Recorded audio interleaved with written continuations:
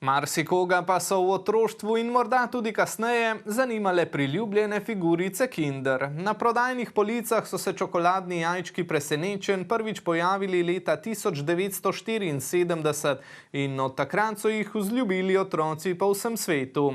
V letu 2024 tako obeležujemo že 50 let njihovega obstoja. Ob tej priložnosti so v knjižnici Mirana Jarca Novo mesto postavili na ogled razstavo Kinder figuric iz zasebne zbirke Novomeščanke Polone Andromako. V moji mladosti v Sloveniji teh Kinder figuric oziroma Kinder jajčkov ni bilo, tako da vsakič, ko so šli starši v tujino oziroma mi z njimi, smo z veseljem pričakovali ta jajčka in seveda, kaj bo notri. Tako da sem že kot otrok zbirala te figurice. V Mušičevi avli pred oddelkom za mladino in v preddverju pri glavnem vhodu v knjižnico so bile v vitrinah razstavljene figurice od samih začetkov pa vse do danes.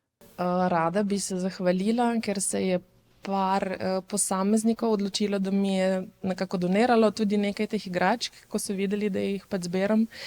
Če jih ima kdo še vedno kje in bi jih rad stran vrgel, prosim ne, ker me zmeraj srce boli, ko mi kdo pove, da je ravno vrgel ene 2 škatle teh Kinder igračk v kontejner. Odzivi so bili zares enkratni, že v času postavljanja so se številni mimoidoči ustavljali, si ogledovali figurice, kajti samo postavljanje je trajalo kar nekaj časa, preden smo vseh teh približno 3000 figuric postavili na ogled.